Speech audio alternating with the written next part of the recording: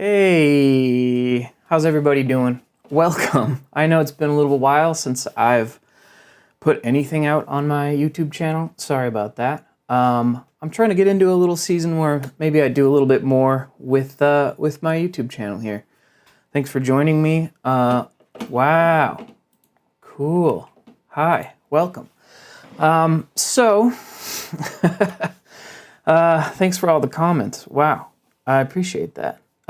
So basically what I'm trying to do here is, I was going to just give a little bit of a talk, about just beginning guitar in general, or sort of early phases, early stages of guitar. And then I want to launch into questions from all of y'all. Yeah, thanks for, thanks for being here. I see that a few questions are coming in, and I'm seeing a lot of people saying hello. And you missed me? Thank you so much. I appreciate that. That's so nice. Woo! Welcome, welcome, welcome. Okay, so basically, here's what we're doing. When it comes to beginning guitar stuff, my general idea is, of course, technique is important. You gotta get the basic techniques down, and if you have any specific questions about sort of like technique struggles at the very beginning of guitar. But I also have noticed that practice mindset, like how to practice, what does practice mean? With adults that I've worked with, most of the time, people feel like I'm probably behind or not doing as well as someone should for how long I've been playing guitar or whatever. And I think a lot of, you all can hear me and stuff, by the way, I hope. It's nice to double check sometimes if I'm going live to this many people. Cool. Feel free to give me a thumbs up. But yeah, I mean, practice mindset is a really big deal. And also, one of the most important things for me is not just knowing how to play the guitar and using technique. Okay, thanks everybody, appreciate it. But also understanding sort of how different techniques fit together, how music theory makes all these things tie together and makes things make sense. And for me, that's kind of the trifecta of like, if you're a beginner and you want to get to the next level, it's not just technique, it's also practice mindset, and it's also just sort of increasing your general knowledge base so that you kind of understand how things fit together. Yeah, pretty cool. But, I don't know. I mean, I could launch into a couple little things here, or I could just go straight into answering people's questions.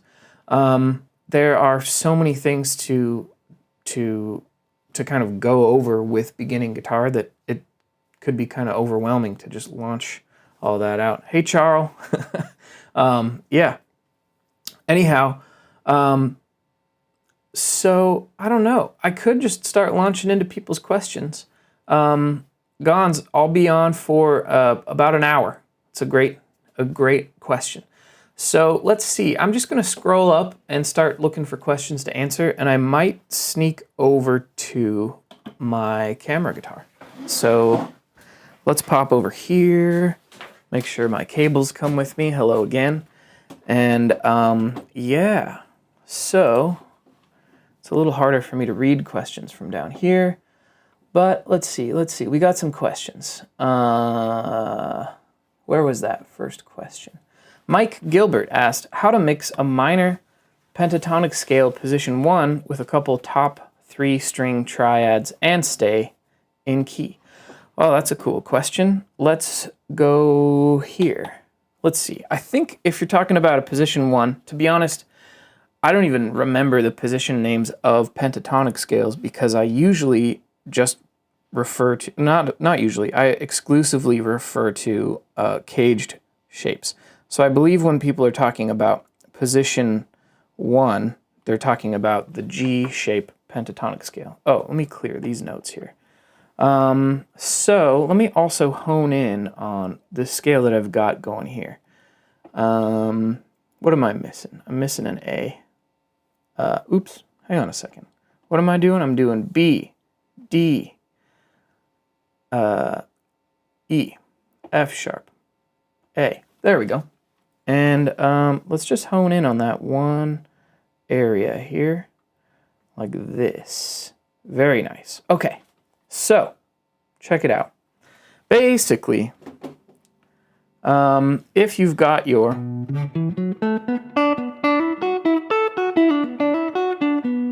basic, pentatonic scale, which I would call a G shape,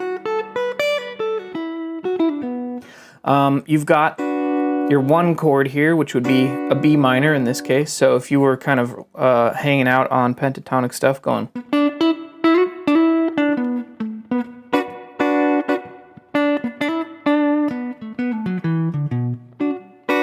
right? That would be one chord to consider while you're jamming. You could also sneak up here to the major chord, the D major.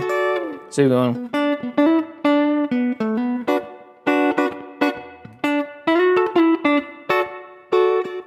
You could also sneak in the 4 chord here, which would be including a G, which I'll just highlight that extra note there so you can see what I'm talking about. Because in the pentatonic scale, we're missing a couple notes. We're missing exactly a couple. So if you wanted to play the 4 chord in the major key, or the 6 chord in the minor key, 1, 2, 3, 4, 5, 6, you could go.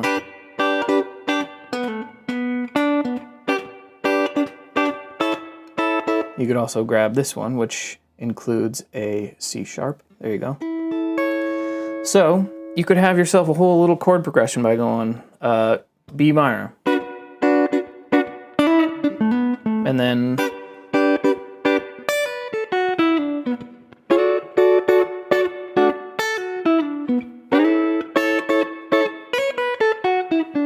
so I hope that answers your question in some sense, at least enough for you there. I forgot who asked that question now. That was a question from Mike Gilbert. Awesome. Cool. Let's see. Are there any other good questions for you? Okay, so let's find another question here. We got a question from Play the Chords. How long does it take you to feel like you can play a decent song and solo? And how do you learn lead so you can play solos, maybe notes into chords, into licks, into songs, into solos? Play the Chords, I translated that a little bit. But yeah, essentially, how long it takes really depends on not just how much you practice, but how much you practice toward that specific goal. And the thing about practice that is just the most important aspect of practice is it is specifically where you focus your attention and your energy. And the way I like to think about practice, which honestly, let's see, I think this is important enough to whip out the iPad here. There's the right button for the iPad. So with practice, there's 2 things that are really, really important to consider. And I actually like to think of it as the difference between practice and performance. So this to me is like the secret sauce of practice. Not that anything's a magic bullet in music, it all takes work, but practice versus performance, I'll put a little versus here. Performance is when you basically try to play a song, right? Or basically just playing through anything, period, which sounds kind of obvious, right? That's what performing is. But what a lot of people don't realize is practice is finding sort of, I'm going to say, the specific hard part. And I would say actually breaking it down into smaller pieces. So suppose you are trying to learn something that's kind of technically difficult. Let me get rid of all this stuff here. And you're going, what are you doing? I don't know, just a kind of a little. And you're going, man, every time I try to get this riff down, I can't do it. And you just keep trying over and over. And okay, I can't get it. I can't get it, right?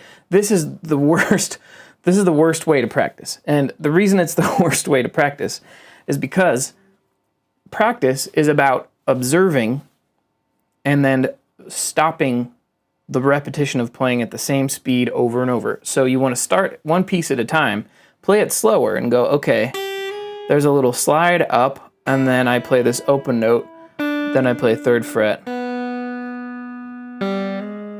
Okay, I'm just going to start with that. Okay, I'm going to practice this piece. All right, that's getting easier. Now, I'm going to just add one more layer to that. Oh, interesting. This is a point where you have to actually stop and think, and you go, which finger do I want to use here? Oh, pinky doesn't feel right. 3rd finger feels good. So that now you've established, I'm definitely going to use my pinky here.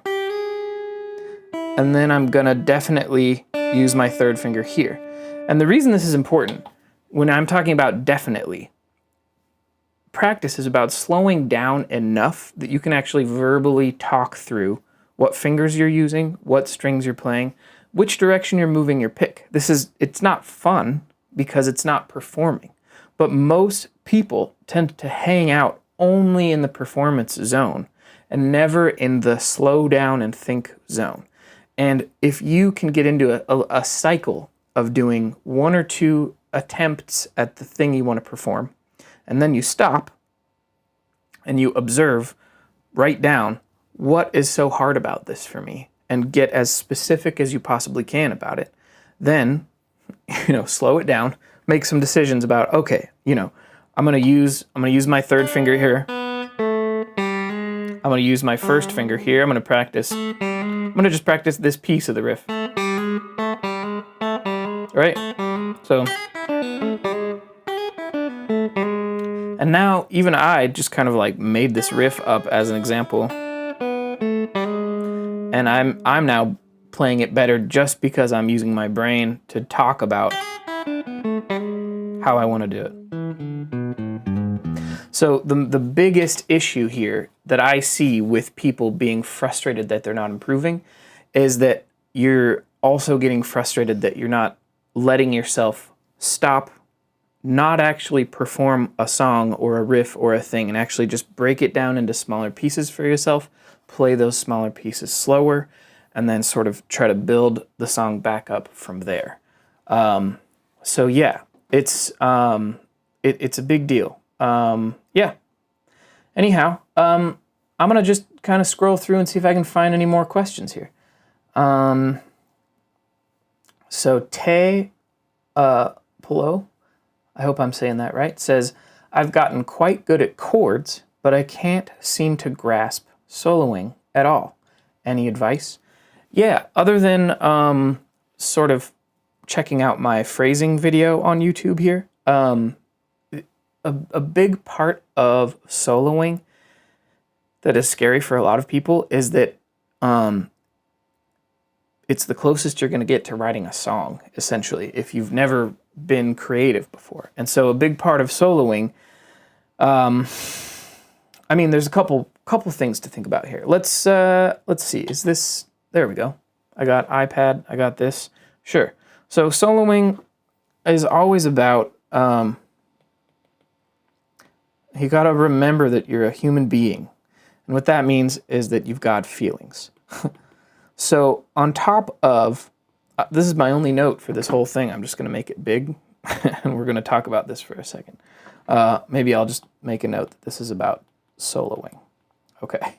But the thing about soloing is you're basically writing a melody. And writing a melody on the fly is really difficult. Let's just, here, we'll pick, this is the whole fingerboard. Let's just go to the most comfortable zone most of us know about, the,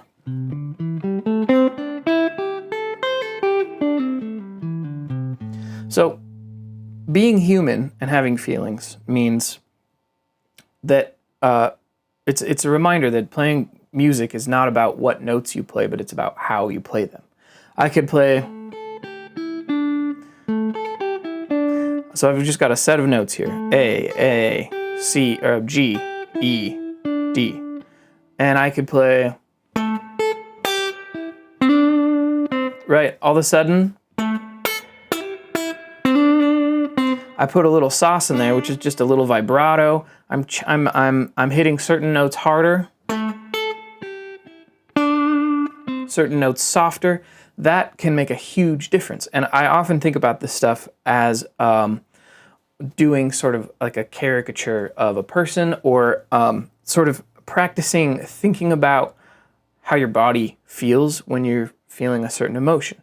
If you are anxious, your muscles usually tighten up. And so having kind of an anxious sound can be like,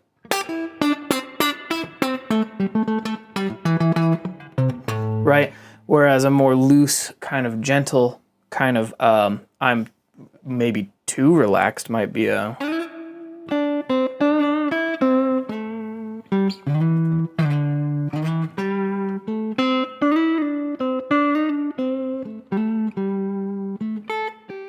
right? I'm almost being playful. And I think a big, of course, this stuff takes a lot of practice, and I can give you a few ways to think about practicing it a little more specifically. But the idea is, it's this basically. Just imagine how your body feels when you're angry, and then see if you can translate that to guitar. Are you going to be...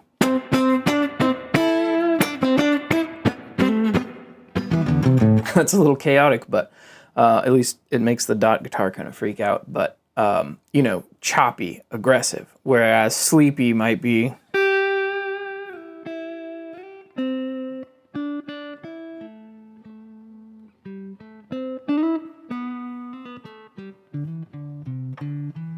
Right? It's just sort of like taking the way your body feels when you do those things and figuring out some fun ways to translate that to guitar. And slides are often a lazy sort of feeling or a sleepy kind of feeling.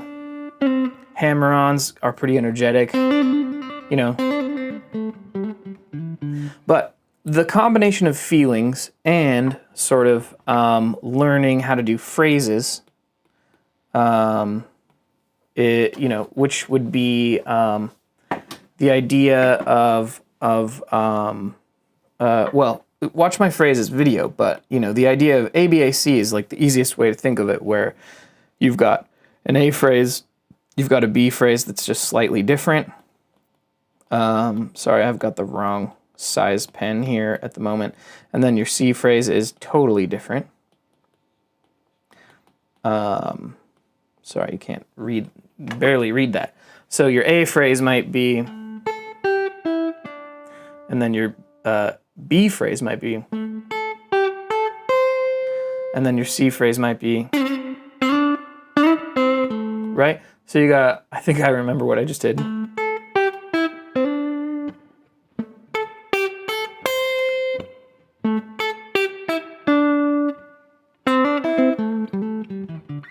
Right? That would be an A, B, A, C. And if you're combining just phrase organization like this in some sense, plus using a little bit of feelings in some sense, soloing can be a lot of fun. And I love it. Yeah, pretty awesome. So let's see, we're already 22 minutes into this hour. Wow. I'm gonna try to keep going through these questions here. Let me see if I can hit this button. Nice. Hi everyone. Let's see. So, let's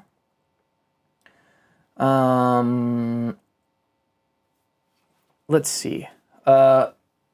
Luvano. Oh man, I forgot how to pronounce the O with the slash. No, that's with the dots over the top. Luvano, I'm gonna call you. I'm sorry, I'm butchering your name.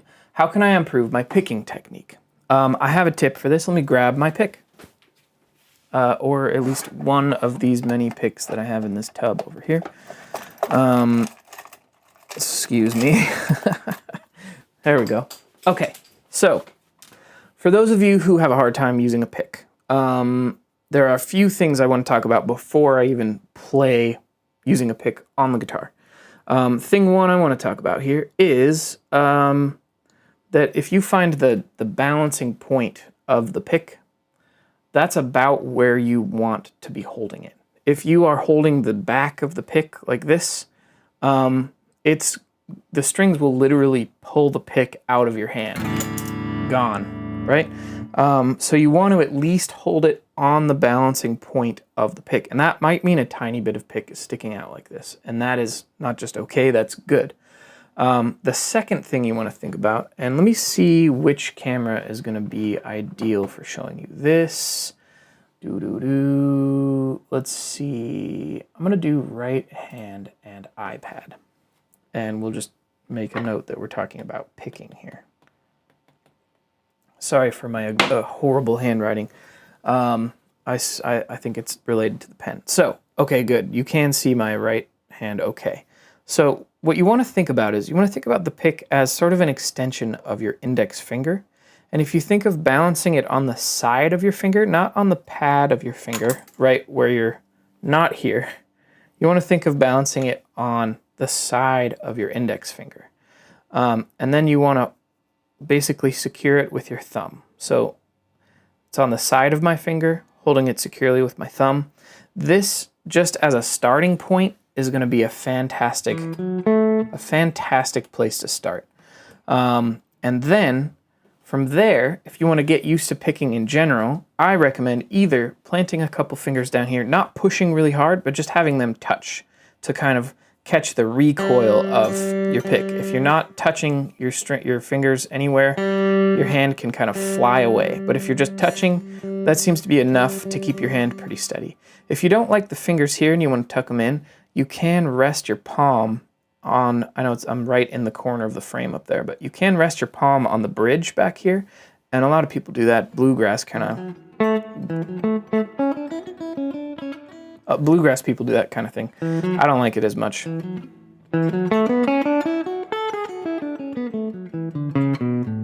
But one way to just get used to a pick is to practice any scale you want with rest strokes. And this is where you're landing your pick on the next string. You're not picking and then trying to touch the next string like this. You're really trying to do a trust fall where you let the pick comfortably land on the next string like this. So when you play a scale doing this kind of thing, it'll look like this. Let me pick a key here. There we go.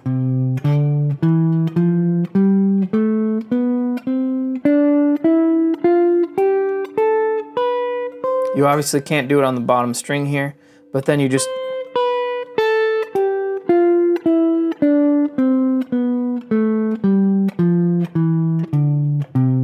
great, right?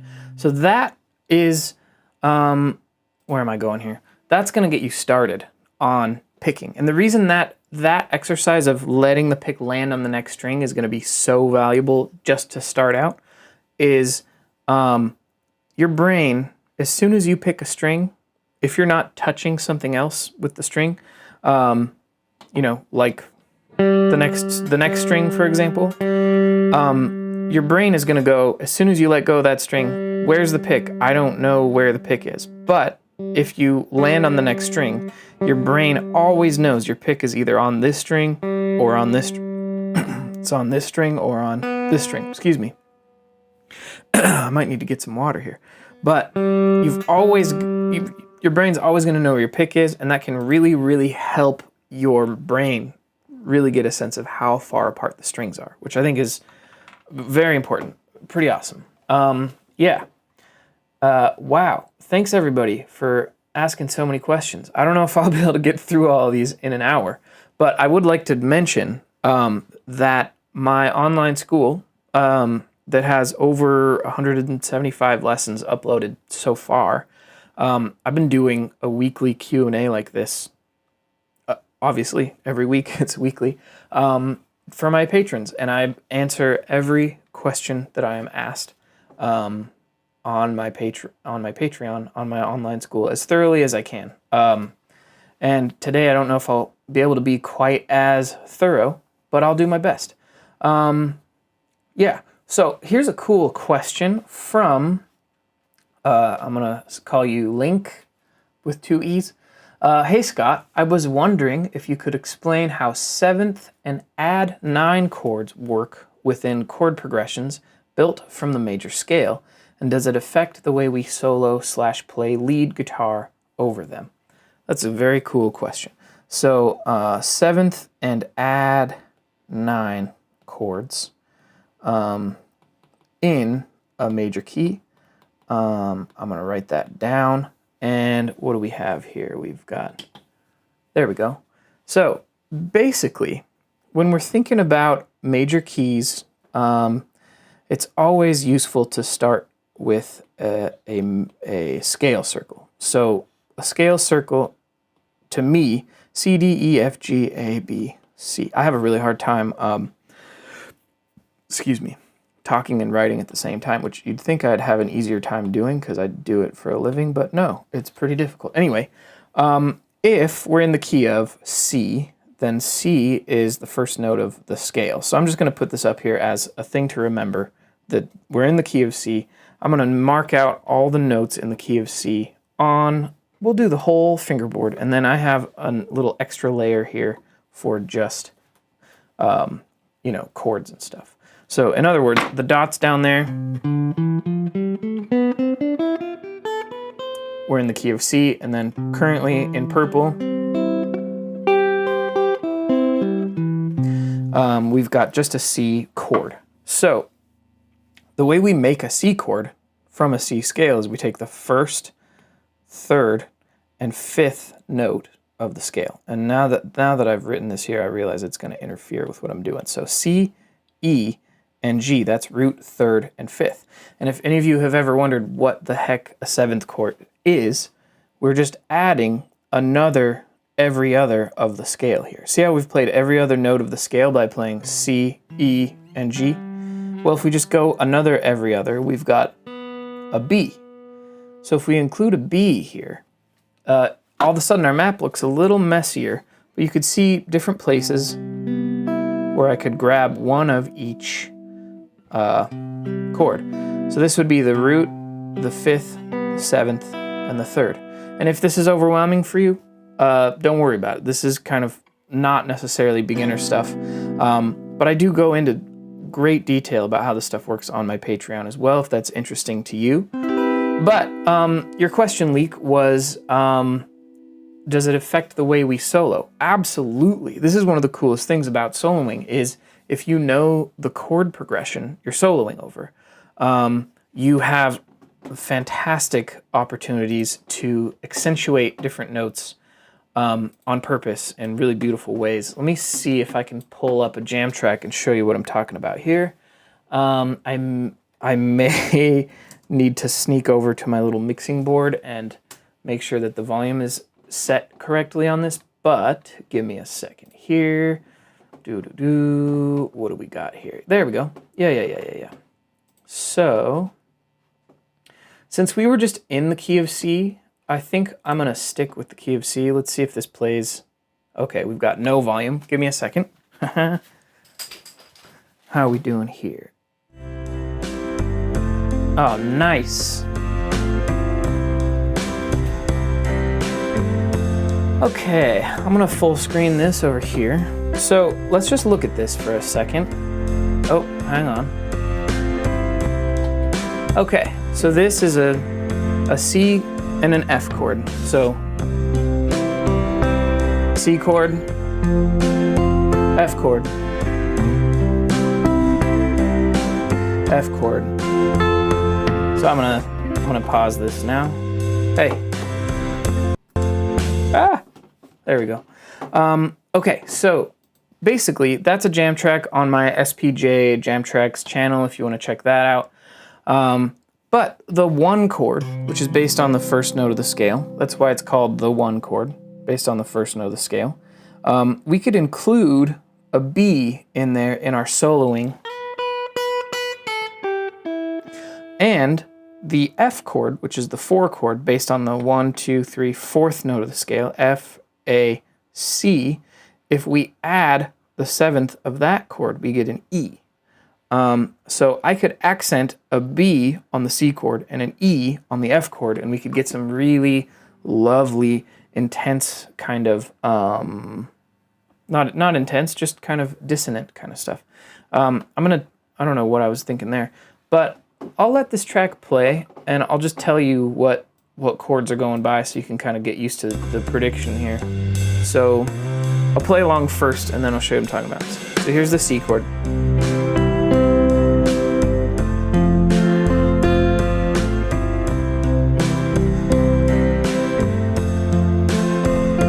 So now I'm going to solo a little bit.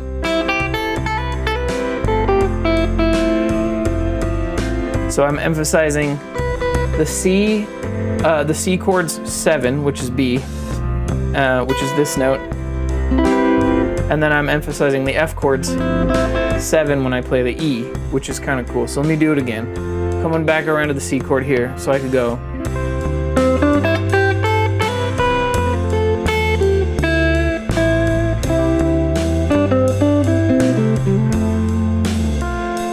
I got carried away, it's too fun.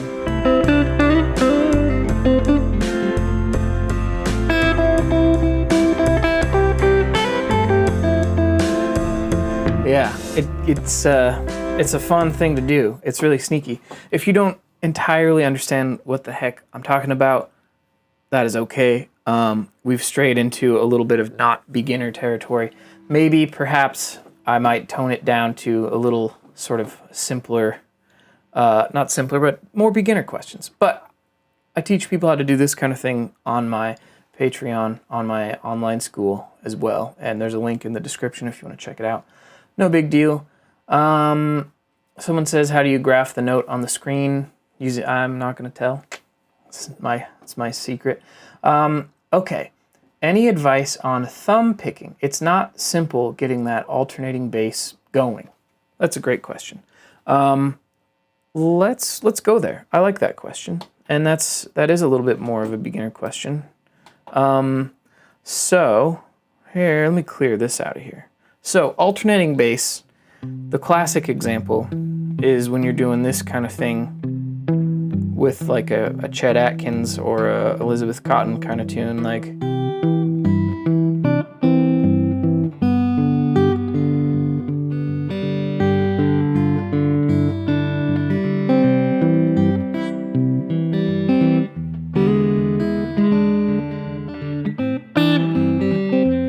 Getting carried away, sorry. But the idea here is, I think one of my old favorite Chet guys, Tommy Emmanuel, has an awesome lesson about this. I highly recommend you check it out. Diesel Man. Check out Tommy Emmanuel has a lesson on this. But basically, if you start by just picking on basically 1 and 3, so it'll be like 1 and 2 and 3 and 4 and then you practice doing this little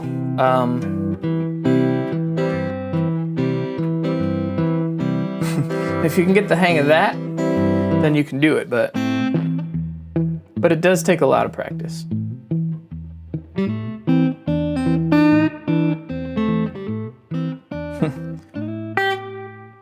I forgot how that goes. I forgot how that goes. That's sad. Oh well. That's a really cool little tune called Windy and Warm. I think it's written by Chet, actually.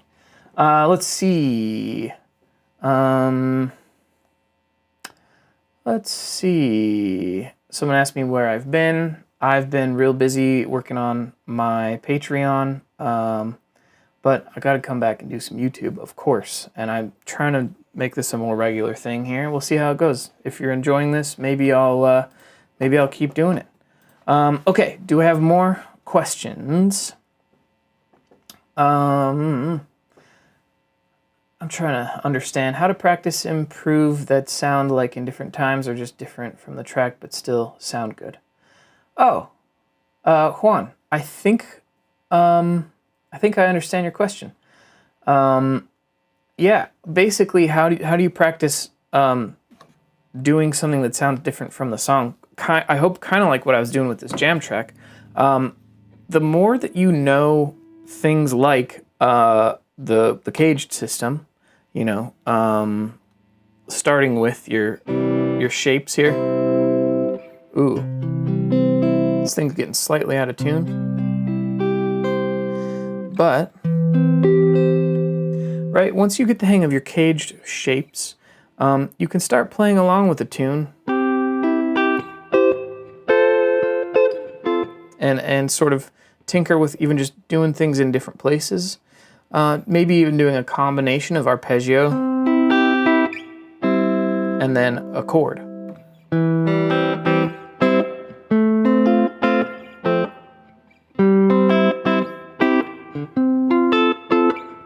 That kind of thing. Sorry, the other chord I'm playing here is an F chord, F, A, C.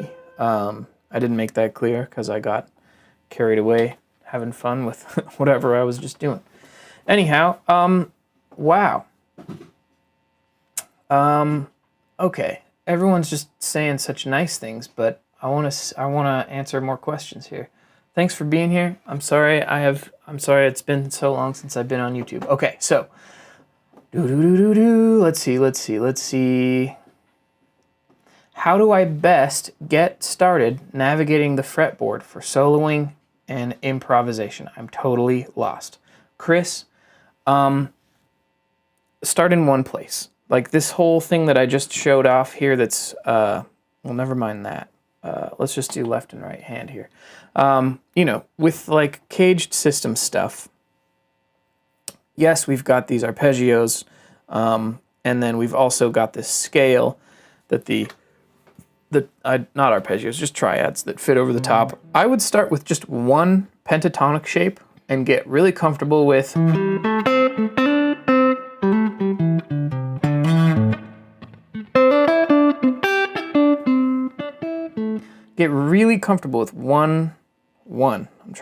there we go, one shape. And then, as you start getting comfortable with one shape,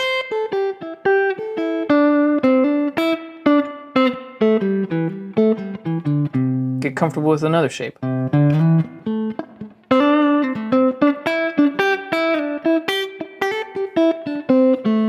As you're getting comfortable with another shape, maybe you work another one in there.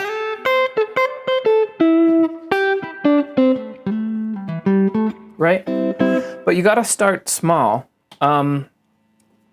And I feel like, okay, so just like a beginner concept in general is sometimes if you bite off too big of a piece, you will never be able to chew it. And so while it might be a good idea to eventually learn all 5 pentatonic shapes, if you're trying to learn them all simultaneously, you're not going to get to know any of them very well. My favorite analogy for this, which if any of my patrons are here, they'll probably laugh if they've seen me do this one a few times. But it's kind of a dumb analogy, I think is why it's funny. But basically, if you imagine you've got a pool of water here. Let me get a nice watery color here, right? Let's say that you want to. Let's say that learning guitar is like getting some sand above the water, and that's like, okay, I know something now. Well, if you're trying to sprinkle sand everywhere, you're not going to get to know anything.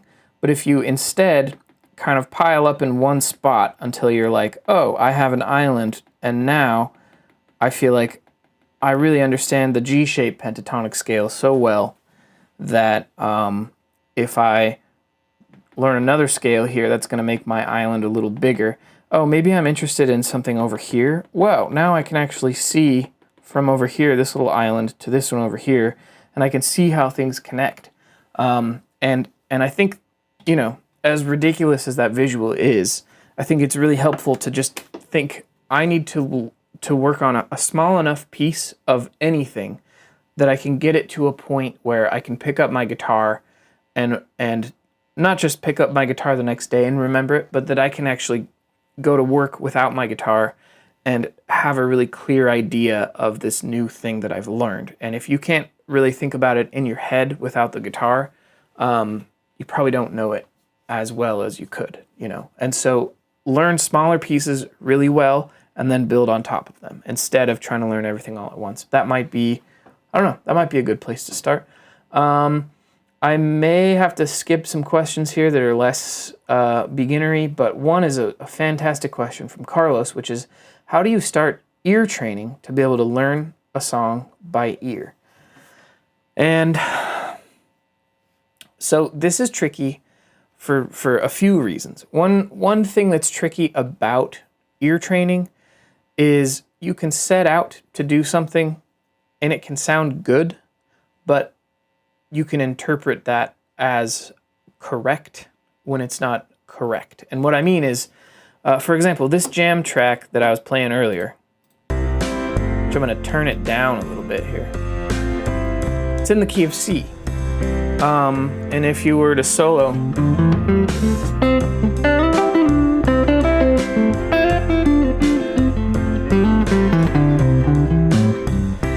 it sounds great. If I was to use a G pentatonic scale,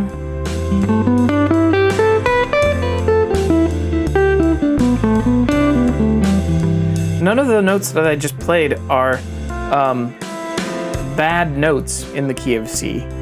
And so that might lead me to confidently think that I'm in the key of G. The same thing you could do with an F pentatonic scale, which is part of the problem. I could go like this.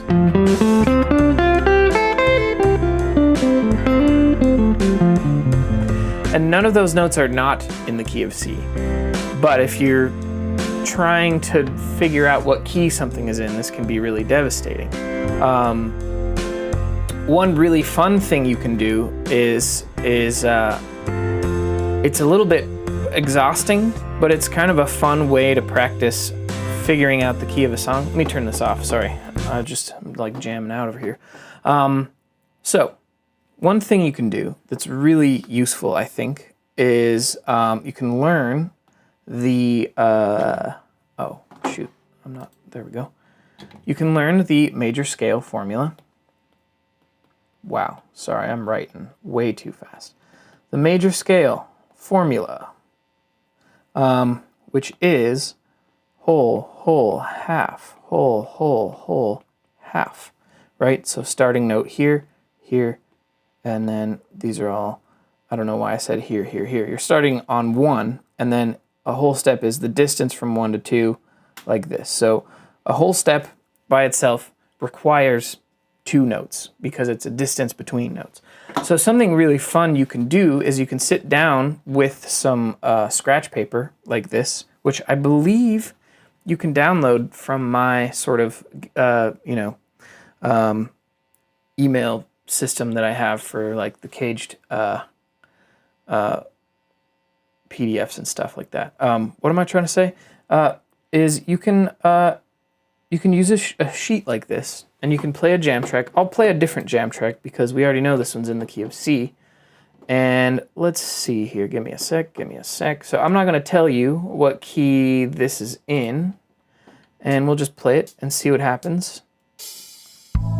So a fun thing you can do with a jam track is, let me get to the right mode here. I think what I want is this. Hang on. There we go. So let me get rid of all this stuff. So what I'm gonna do is I'm gonna just find a note on the guitar here, and I'm gonna play it, and we're gonna see if it's good or bad. So, whoo, that note, not ideal. Where'd my pen go? So what we're gonna do is we're gonna cross that one out. We're gonna go, hell nah, right? That's a gnarly note. So what about the notes on either side of it? That one, I think we kind of like that one, so we'll put it a question mark. Doesn't sound bad. In fact, it actually fits with one of those chords really nicely, so I'm gonna put it in blue as a yes note. And we'll put it here as well on the guitar as a yes note. Now we're gonna keep moving down from there, so this note, we could also play it up here. This note sounds horrible, so that's not gonna work. But what about this note? I already know it's a yes. What about this note? Ooh, this note's I'm not sure. It's a little weird, but what about, oh, it works here. I'm gonna keep it. And what you can start doing is you can start piecing together a little system where you keep figuring out, okay, these notes are working really well. We've got G sharp, we got A, we got B. If I had kept going, we would have found out, oh, C sharp feels pretty good. And now what we have is a whole step and a whole step right here. Let me zoom in a little bit so you can see. Whoa, sorry, going all over the place. I zoomed in too far apparently. We've got 2 whole steps and a half step right here. So if we went, which I'll add that one in there, and we went here, and that note sounded good, we would have, what would we have?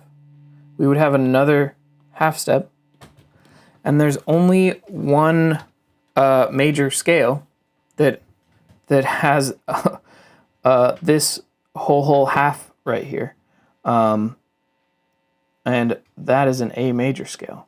I'm doing kind of the quick version of this because I realize, we don't have the most time to go thoroughly into these questions. I'm kind of going into, a mode here. But basically, if you kept doing that yes or no thing, you'd end up with an A major scale, which is, what is this? A, B, C sharp, D, E, F sharp, G sharp, A, and then, wow, okay.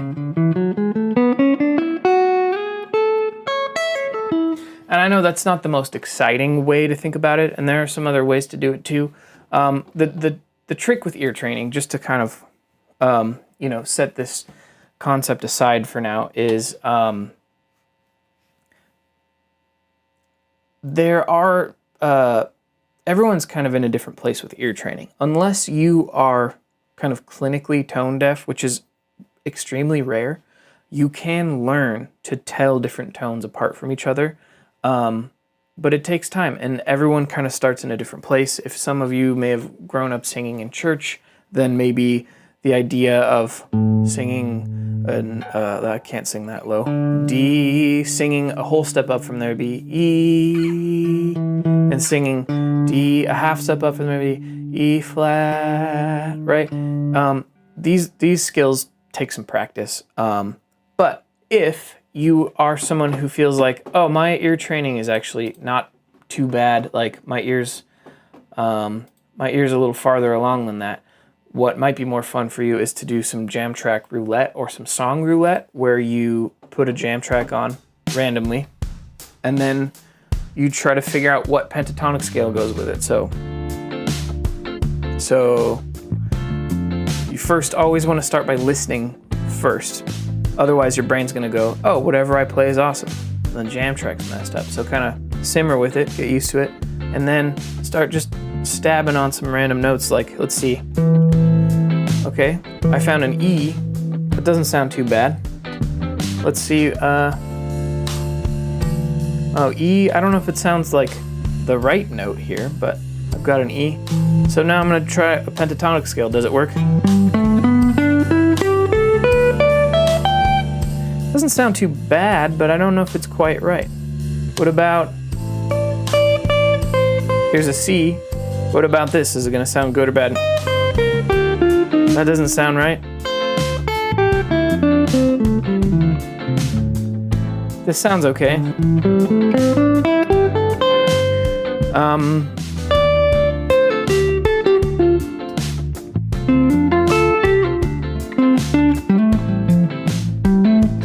The funny thing about this is, sometimes for some of you, if you try the jam track roulette thing, instead of spending 10 minutes trying to figure one out, try to rapid fire a bunch of them and see if you can get lucky with any of them. And even just the act of trying to listen a little more critically and see if are the notes I'm playing fitting or not playing with what's going on. Even if you feel like you're failing, you're developing some critical listening skills just purely by the act of trying, which I think is pretty cool. Yeah. So let's see. What do we got? I'm gonna just scroll down to the bottom. Big Jube says, how do I play 12-tone music as a beginner? Well, you can look it up. It's pretty straightforward.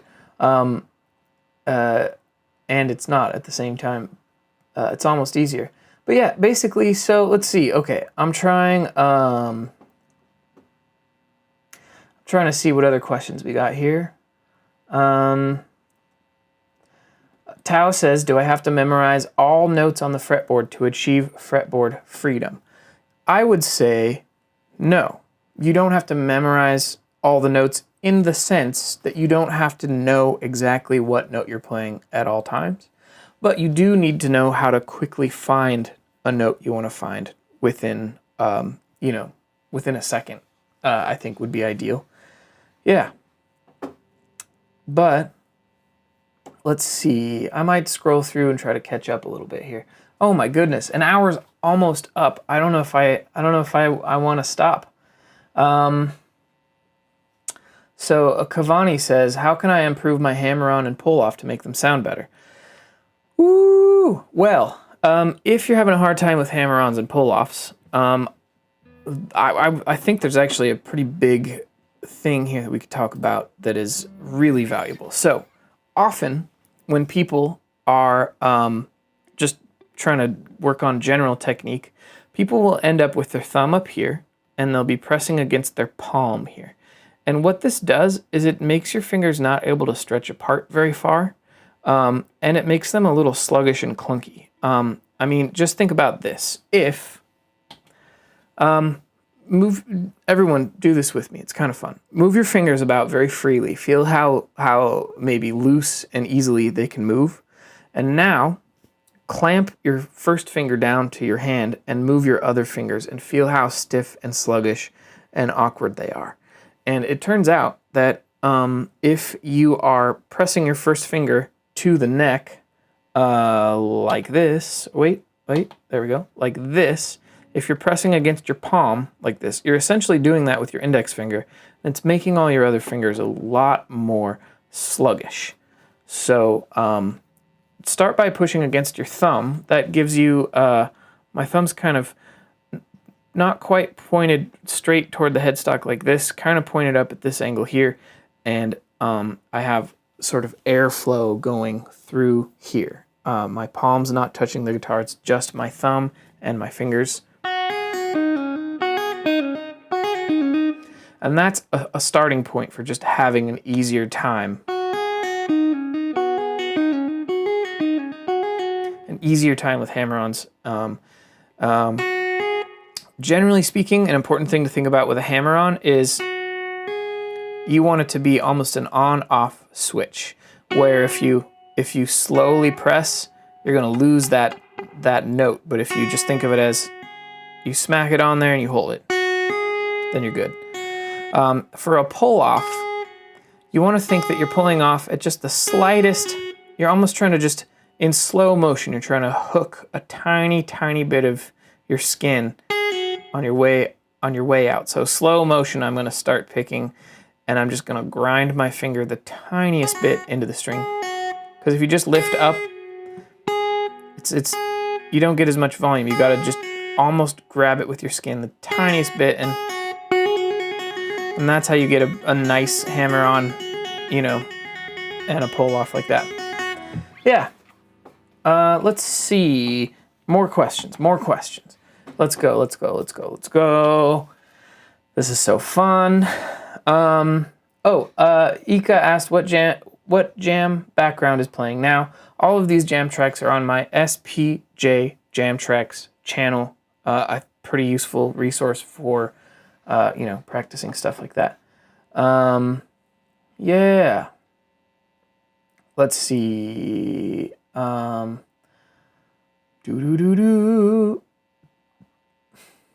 What do we got here?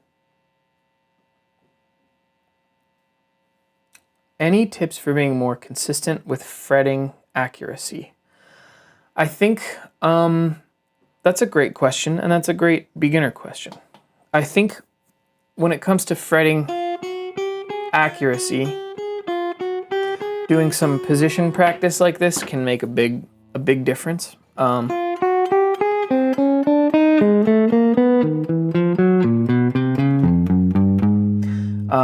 Even just doing that kind of thing. You can also do it, I know you can't see, start higher up. These are great for just fretting accuracy. One of the biggest things I notice with beginners is people often don't realize that the closer you get to the fret, the less hard you have to push. Those of you holding a guitar in your hands right now, what I want you to do is a little experiment where you get as close to the fret as you can, even if you're kind of almost touching it like this. I am touching it actually. And I want you to just relax your finger until you don't have enough pressure to fret that note, and then push and see how little pressure you need.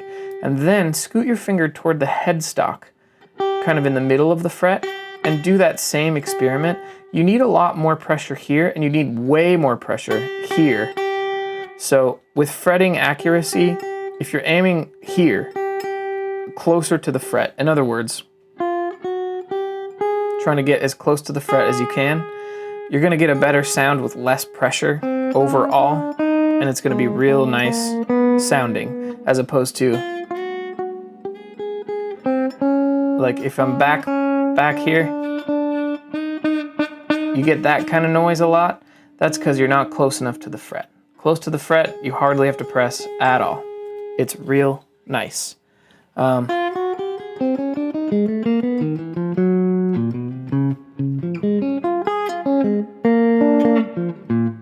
Yeah, it's an interesting thing to think about, Timothy.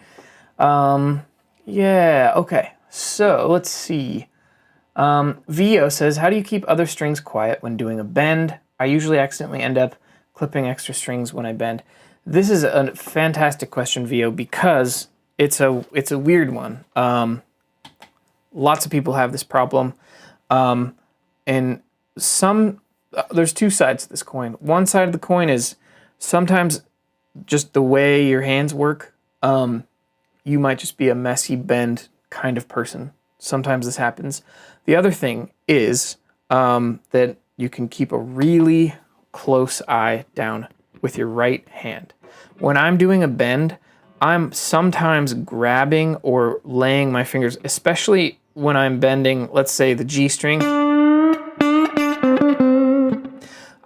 I'm laying my palm on these three strings down here to mute them there. You know what I'm saying? Let me scoot this over a little bit so you can see my position here. Sometimes if I'm really worried that one of my bends is gonna interfere with some other strings, I might actually touch these other strings with my fingers down here so that I have a lot of control. It's a tricky thing to think about. Yeah, great question. Cool thing. Let's see. So, MAL says, how can I master the system of pentatonic, not particularly, but theoretically? And why are you not posting on YouTube? So, to answer your first question, theoretically, and I think this is going to answer a few questions that I saw a minute there. The reason to me why the pentatonic scale is so valuable is because, let's do this. Yeah, this will be fine. So basically, whatever key we choose, let's do the key of, let's start with E minor. So I like to think of the pentatonic scale as the halfway point between a triad and the full major or minor scale. So here we've got some minor triads. And if we just add an A here and a D, we've got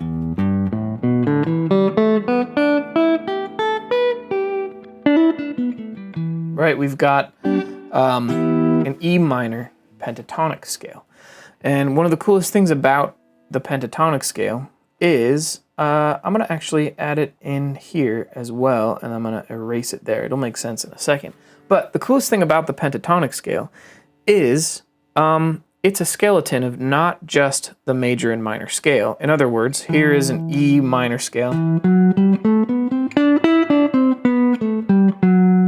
So I've just added an F sharp and a C. But because it's a skeleton of those scales, it's also a skeleton of a Phrygian scale, which is a mode. It's also the skeleton of the Dorian scale.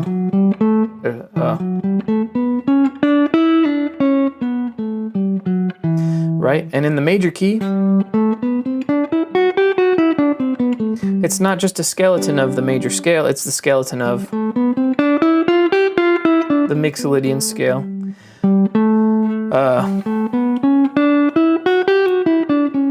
And the Lydian scale. So the pentatonic scale is amazingly, to me, the two things I love about it are, one, it gives your hands a position to be in. In other words, 4 out of the 5 pentatonic scales give you 1 finger per fret. In other words, I can play this whole scale spanning from my first finger to my pinky. And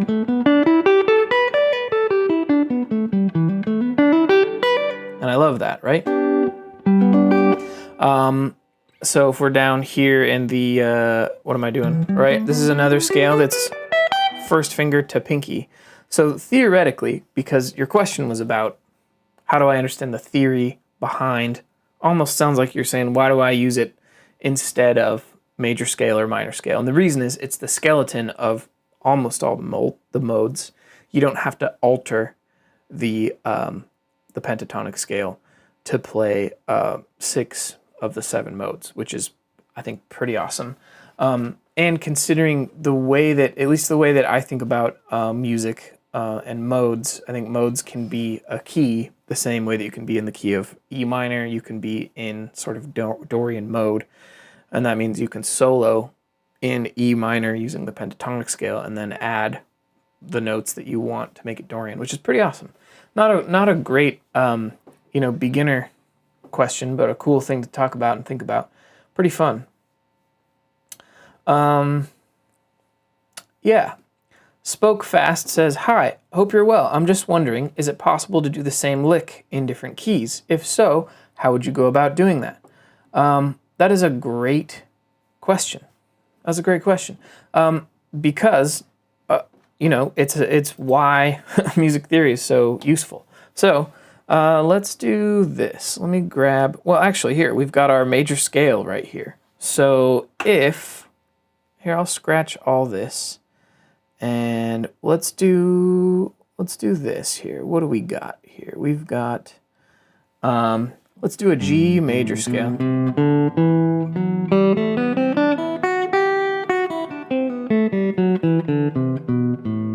Right? So if I'm playing a G major scale and I make a little riff that goes, let's say, so that's B, C, D, E, G, G. Well, that would be the 3rd, 4th, 5th, 6th, and then octave, the root note again. 3, 4, 5, 6, root. So essentially we've got 3, 4, 5, 6, root. That's my basic melody. Well, if I just transfer all that information to a different scale, let's say an A major scale, A, B, C sharp, D, E, F sharp, G sharp, A. We can do that exact same riff starting on, right? Kind of nice, right? If I want to switch that to the key of C, I can just switch it to a different key. So the idea here is figure out what key your riff is in, and then figure out what notes of that scale you're using, and then use a different scale. And you're basically just switching your note names to numbers. And this is, I think, one of the most important, awesome things to think about is when you think about being in a key, there's always, each note of that scale has a number, and that can always translate / transpose to another key, as long as it's a major key. Kind of cool. Let's see. Spectrum 755 says, how do you improvise only with a chord progression? Do you mean how do you improvise without any accompaniment, only thinking about a chord progression? Or do you mean how do you, like, yeah. Yeah. Oh, also, Signa, you don't have to end on the first note of the scale. The most important thing is that you end on a note that's part of the chord going by when you're soloing or something. But that's something we can talk about another time. Yeah. Well, basically, thanks for hanging out, everybody. Chris says, how do I reduce finger noise while, say, sliding my fingers from one chord to another? I can't get rid of the screeching. There's a couple ways to think about that. One thing to consider, just, keep this in mind. One thing to consider is that if you are, I'm going to turn my volume down a little bit. If you're playing guitar really softly, sorry, it's a little out of tune.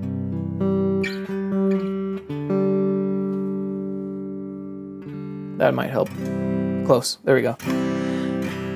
The softer you play guitar, the more noticeable that string noise is going to be. So if you're a very gentle guitarist,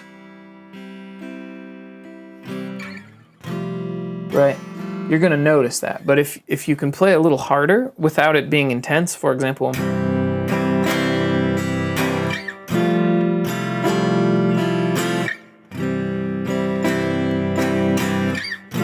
right, there's still some screech in there. Another thing to think about with the screeching is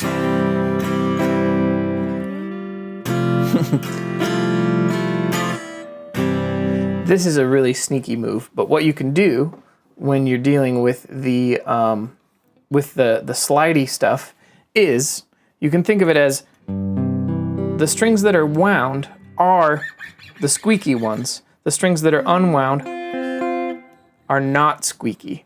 So if you're playing a chord like this C shape that I was just kind of moving around, if you can lift up all the fingers on these wound strings and just kind of slide up on the string that is not wound. So the exaggerated version of that is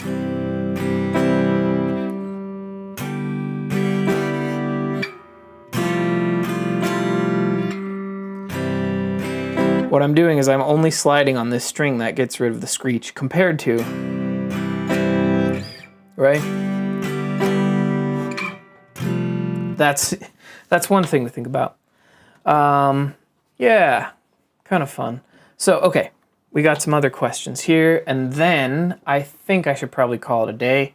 I was trying not to go more than an hour. Apurv, I'm originally from Seattle. I'm in California at the moment, but I love Seattle, and it's my home, and I'll be back there eventually. Ace says, I don't understand what you're saying this whole time, but I'm enjoying your voice, and I'm still learning. Well, thank you. Wow, everyone's being so nice. Thank you. Damar says, hi, is it okay to solo on a major key track using its relative minor pentatonic scale? Yes, but it's still, the music, what am I trying to say? You are essentially just playing in the major key because the relative minor scale is the major scale. It's the same notes. Yeah. Anyhow, y'all, oh, I see you did ask this question before too, one's compliment. Tips on self-accompaniment. Do you mean singing or do you mean trying to play a melody and chords at the same time? One's compliment. Yeah. All right. Ian Tuttle. This is a very important question. So, wow, this is a very important question, Ian. Ian says, on your jam tracks, when they change, like 1-4, do you move the caged shapes around, or do they stay the same Do they stay the same throughout the key? One's complement says melody and chords. I'll get to that in a sec. Ian, so basically, here's how I want you to think about this. The pentatonic scale that you play, or in other words, the caged shape that you're playing, I think it's better to think of it as you're staying in, if you're in the key of C, you're going to be using the caged system C, what am I saying? The caged system pentatonic scale for the key. But if the chord changes to, say, well, first of all, let's just say it changes to like a D minor chord, you can kind of include notes from the major scale to emphasize those notes that are not part of the pentatonic scale, but that are part of the key of C, if that makes sense. And if you're moving to, you know, a chord like E minor, you might want to go.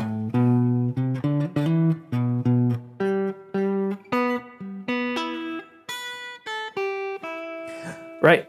But the general idea with soloing, because in a way, Ian, your question is about, do I switch caged shapes or do they stay the same throughout the key? The most important thing to think about is that when you're soloing over a chord progression, what is going to sound best, whatever approach you choose to do that, is to emphasize the notes that are part of the chord. So that usually means something like starting and ending your phrases on notes that are part of whatever chord is happening right now. So if you're in the key of C, but you're playing over an F chord, you might want to start your phrases or at least end them on notes that are part of that F chord, assuming you haven't switched to a new chord by then. But I like to think of it as I'm staying with one caged system pentatonic shape to define my key, and then I'm emphasizing notes that may be outside of that shape. I have a whole series on this on my pentatonic, on my my Patreon, my online school that it's like I'm always working on it, but it's pretty helpful. You might like it. Will T says, how many minutes do you generally recommend to practice on a daily basis for intermediate guitars? I mean, as much as you possibly can. And this goes for everyone. If you feel like you're struggling to have motivation to practice, one of the easiest things you can do is leave your guitar on your couch all the time, so that you literally have to move it out of the way to watch TV or to do, you know, if you hang out on your couch a lot, having your guitar there can make it really easy. Don't make it a ritual thing where you've got the case in the closet and you got to set up your music stand and you got to get your sheets out, everything, because you'll never practice. You'll be like, oh, that's too much work. I'm going to do something else. Make your guitar almost like hard to ignore by leaving it in places where you're just going to touch it for 3 to 5 minutes a couple times a day or something. You know what I mean? Yeah. One's compliment. Your question was, how do I accompany myself with melody and chords? And this is the kind of question I get a lot. And I get it a lot because it's a really cool sounding thing. It could be something, if you're talking about this kind of thing, one's compliment, like,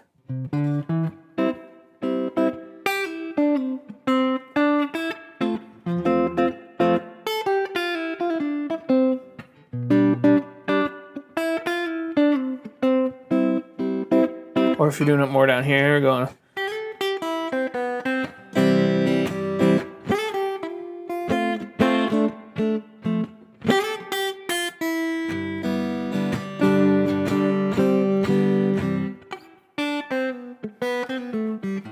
I'm just screwing around, but if that's the kind of thing you're talking about, one's complement, where you're playing melody and chords at the same time, that's something that's really tricky for one main reason, and it's the idea of negative space. Because what I was just doing, if you think about how much I was actually strumming, I was going like this.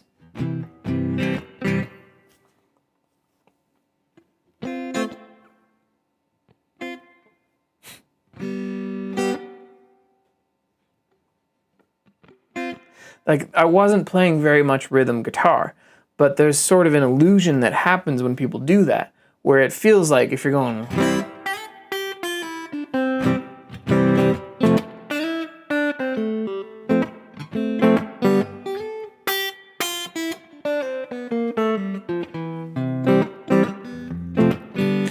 there's an illusion that goes on there where when you're playing your melody, you're sort of thinking about that beat and not ignoring it the whole time. Like that's a big kind of tricky, complicated thing that takes a lot of practice.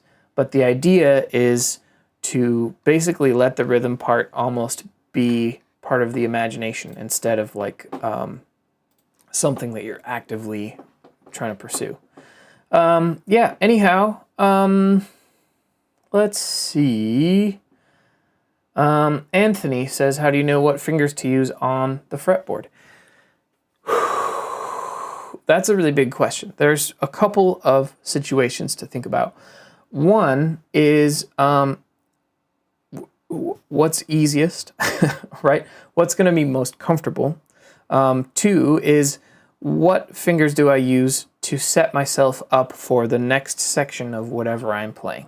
So if I know that my third finger needs to be up in this one location, then maybe I'll use my second finger down here to make it easier to get up here.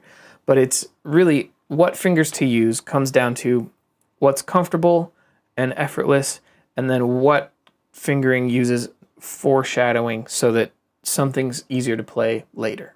And that's like essentially what it comes down to.